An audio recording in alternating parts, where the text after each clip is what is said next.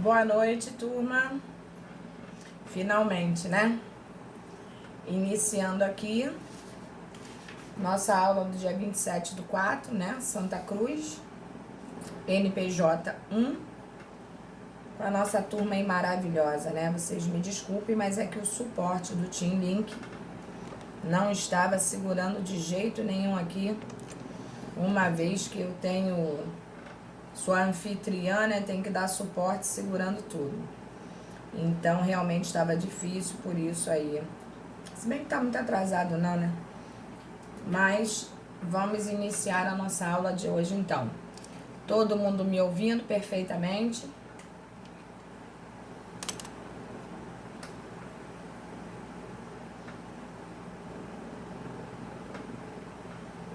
Ok.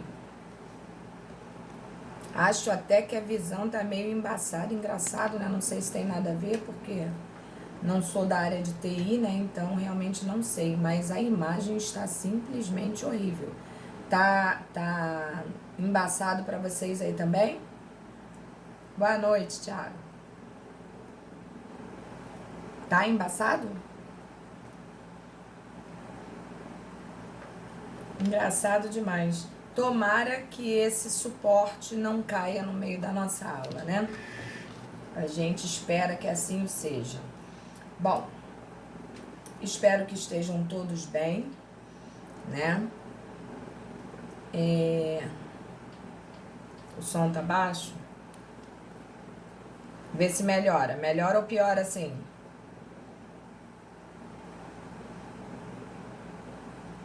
Melhorou? Beleza. Bom, antes da gente dar início à nossa aula, eu gostaria de comentar uma coisa com os meus alunos. Deixa eu achar minhas pautas aqui.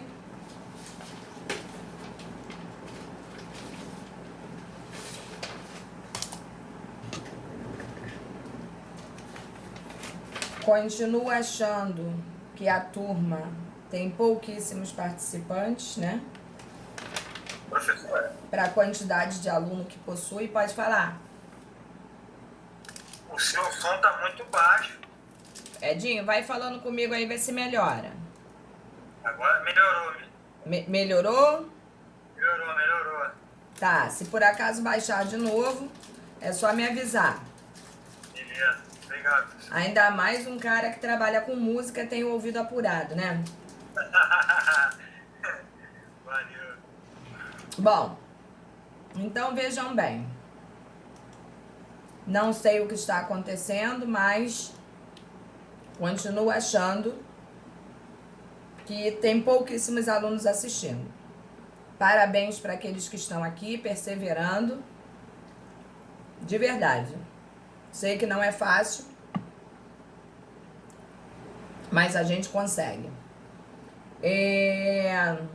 O som melhorou. E a imagem? Tá nebulosa ainda?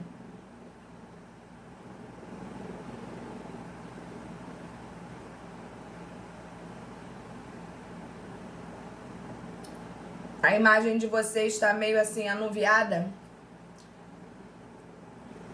Ok. Bom, gente, muito me preocupou uma coisa hoje.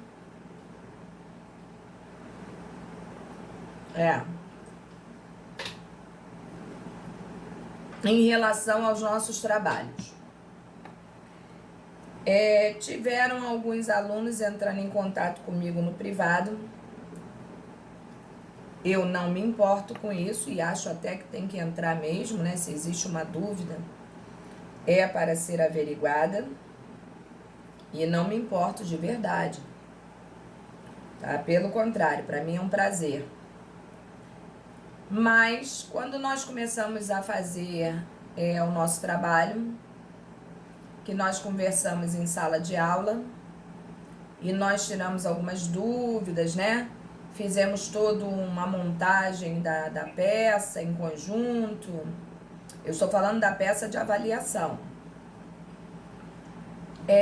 Nós chegamos a comentar que seria uma ação possessória e que não teria outra alternativa se não fosse uma possessória. Ainda dei uma dica para vocês que eu acho que eu não deveria, não é que eu não pudesse, eu não deveria ter dado, né? Deveria ter deixado vocês pesquisarem.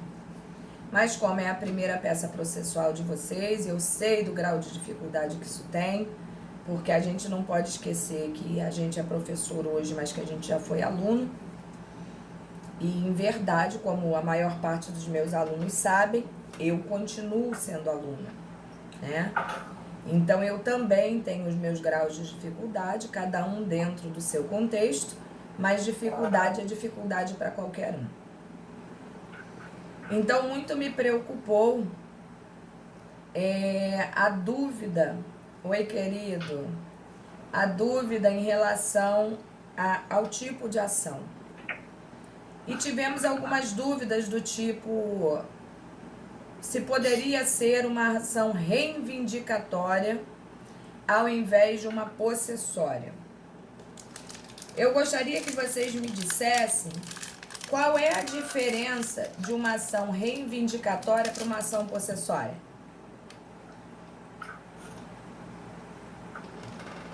E isso não foi dúvida de uma aluna ou de um aluno não, tá, gente? Isso foi uma dúvida de vários.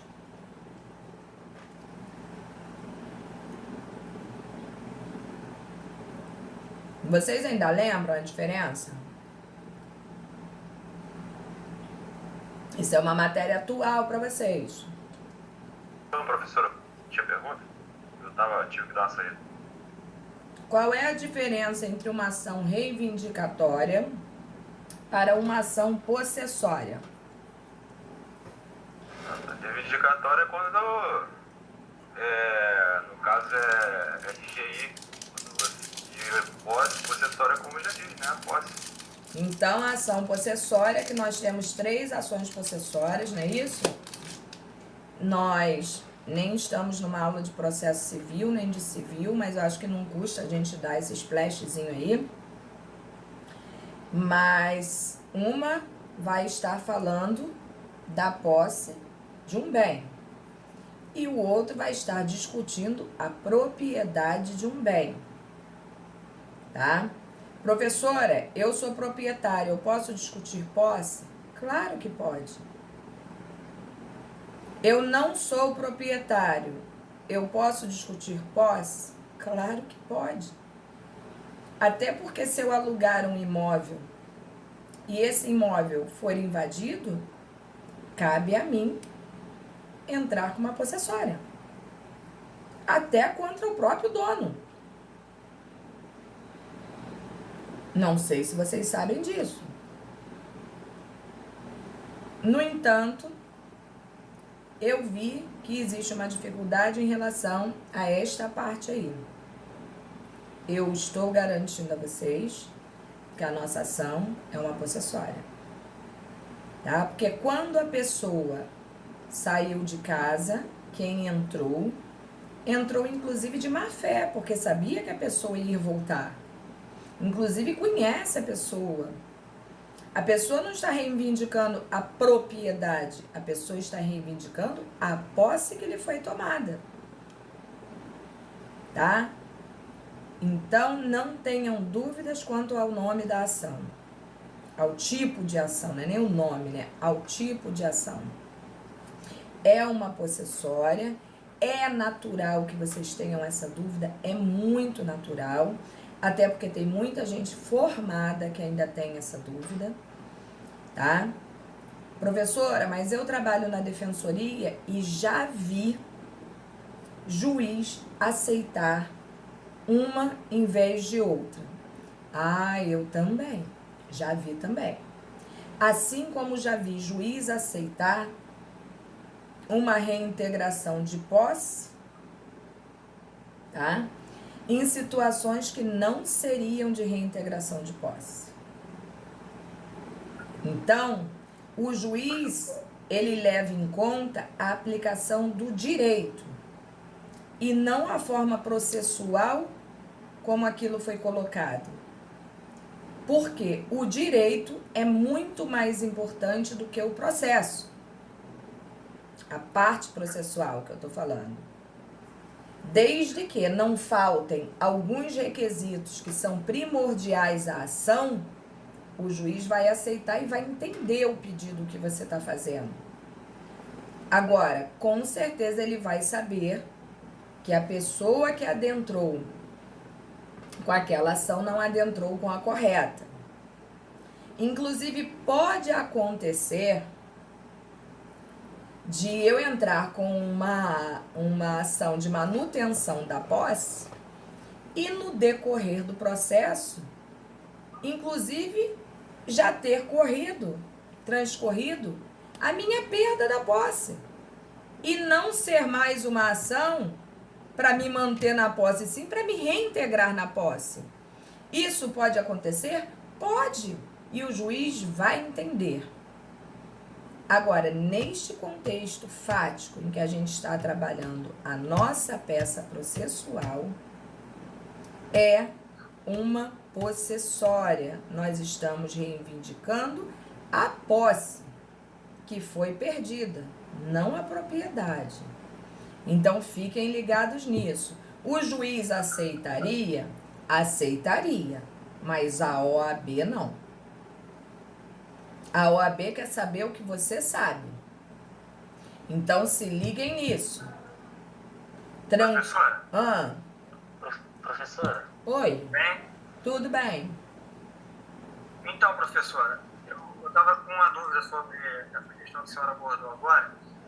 E aí eu fui na linha do que você disse na aula passada, a questão do escuro possessório, né?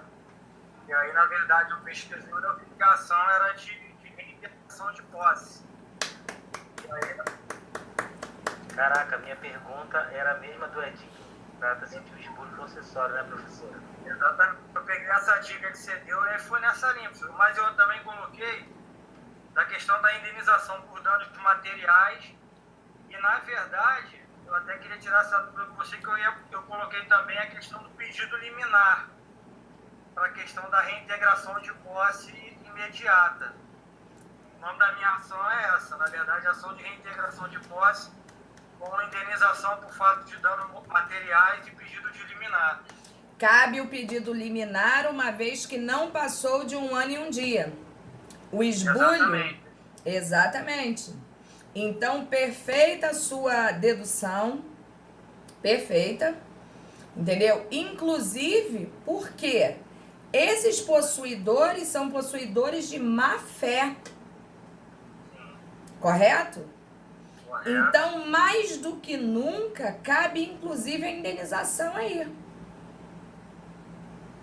Entendeu? Então, a gente tem que se basear exatamente nesses raciocínios. É muito complicado, eu sei o quanto é difícil, principalmente quando a gente faz com a nossa cabeça, com a nossa pesquisa. A gente pode pesquisar, a gente tem tanta coisa legal para ser pesquisada. E mesmo que a coisa aconteça de maneira a você divergir de um colega ou qualquer coisa parecida, até nisso, nessa divergência que a gente cria, a gente aprende, porque a gente começa a ver o raciocínio do outro, a gente começa a entender as nossas limitações, a gente começa a perceber as limitações alheias, e isso é muito legal, porque até mesmo você começa a perceber que de repente você é um cara que gosta de cível, mas tem, por exemplo, uma aptidão muito maior por tributário ou por penal, e é assim que a gente vai trabalhando realmente o contexto jurídico e a gente vai se achando, né? A gente vai se colocando num local onde a gente fica realmente mais confortável. Porque me desculpe quem pensa diferente, mas eu acho a área de conforto maravilhoso. Porque se eu estou numa área de conforto, é porque eu me sinto bem, eu sei aquilo ali. O que não significa dizer que o fato de eu estar numa área de conforto, eu vá simplesmente deixar de estudar, né? de me atualizar. Não é isso. Área de conforto não é isso. Que as pessoas acham, eu estou na minha área de conforto, eu tenho que sair dela. Isso virou até um modismo aí na internet, né? Há um tempo atrás. Saia da sua área de conforto. Eu não saio nada, me deixa na minha área de conforto. Porque convenhamos, quando a gente se sente confortável, é porque a gente sabe o que a gente está fazendo. A gente só tem que cada vez mais ir aprimorando. E é esse o grande espetáculo da coisa, né?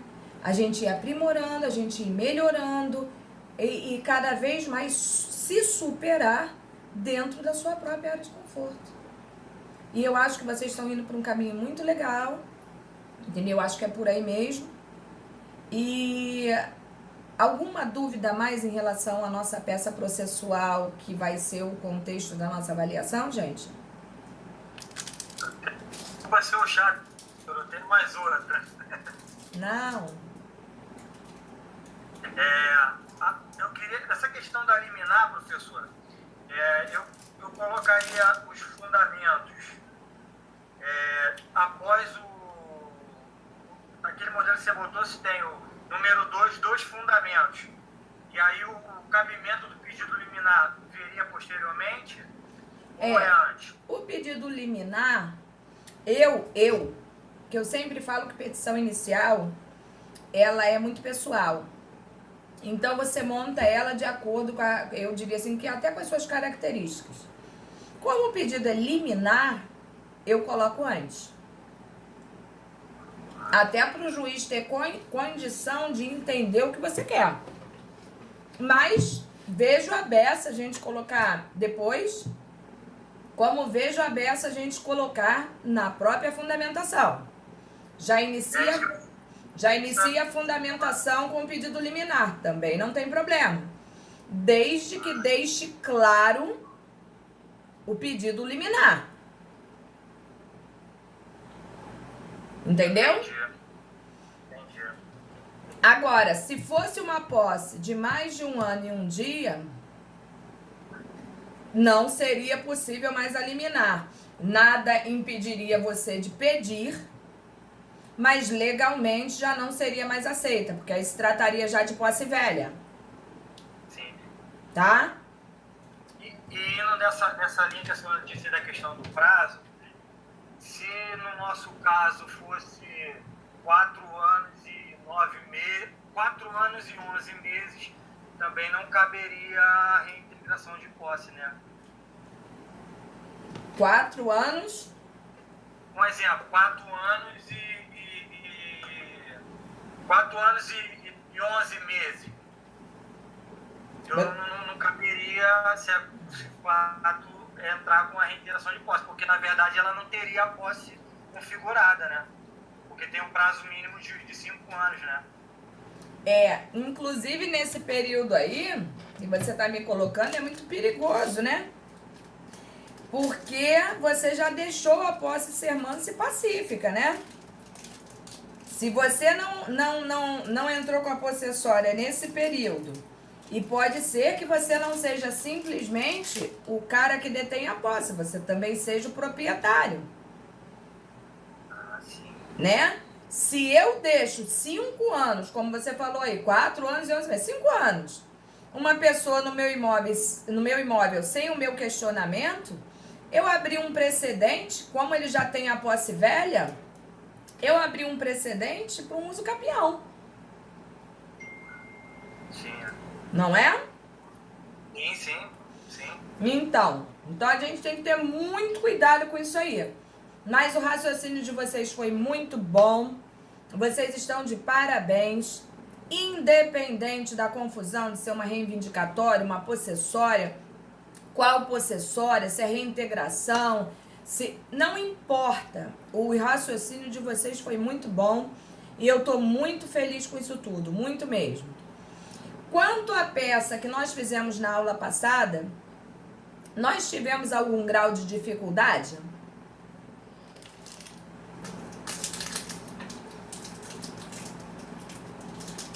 Vou responder por mim, professora. Hoje eu tô comilona, eu tô aqui só comendo.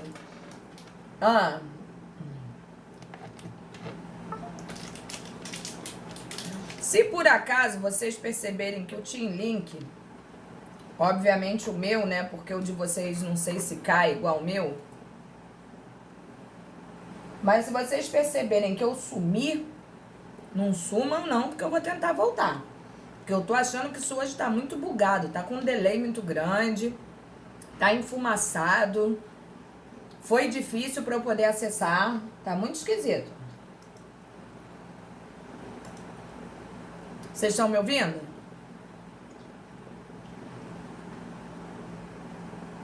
Sim, tô te ouvindo. Graças a Deus. Vocês perceberam que eu postei um outro material lá?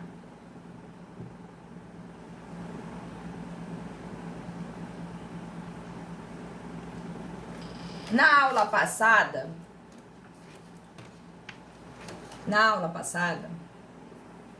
nós demos que apostila?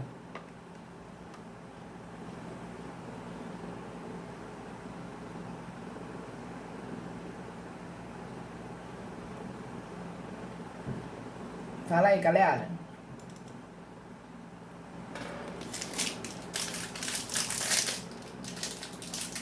Vocês só estão ouvindo o barulho do pacotinho, né?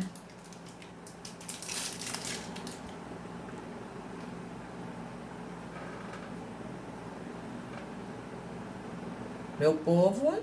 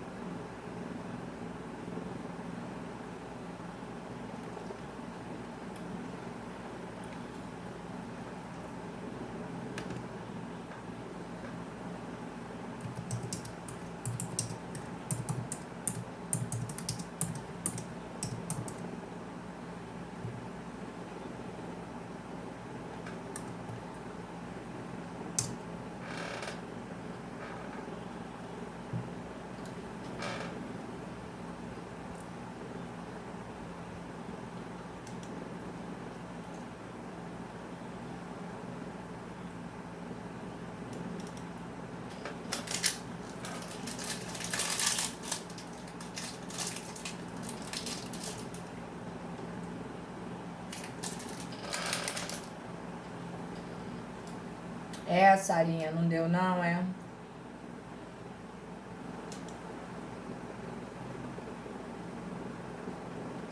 Mas vai fazer, não vai? Isso é uma forma de vocês poderem pegar realmente a prática.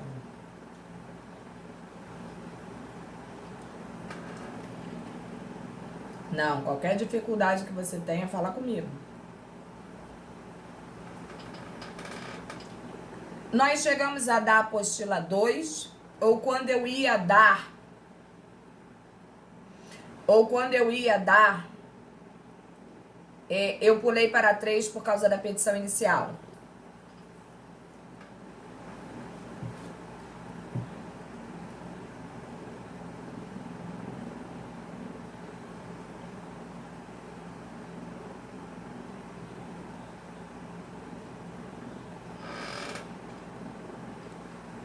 Vocês estão de mal comigo? Ninguém vai falar comigo, não?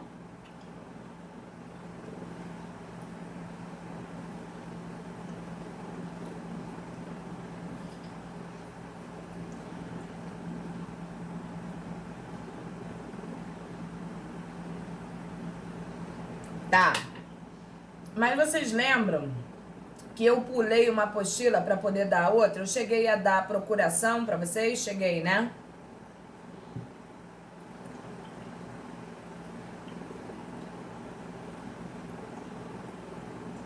Beleza. Então, hoje seria a apostila 4.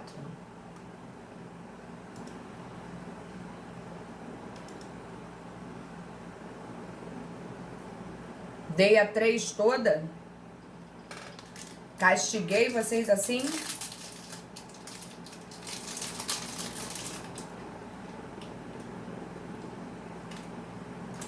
Nossa, eu tô má, né?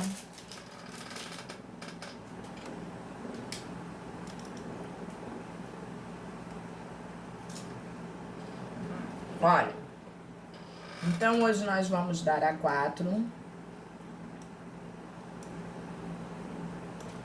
E na apostila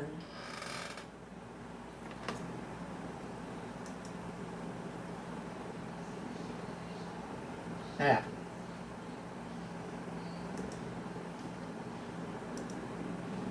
Hoje nós vamos dar a 4, então. E depois vocês vão pegar um material que eu coloquei lá no seguro pra gente também efetuar em sala. Semana que vem já é a nossa prova? Não, né?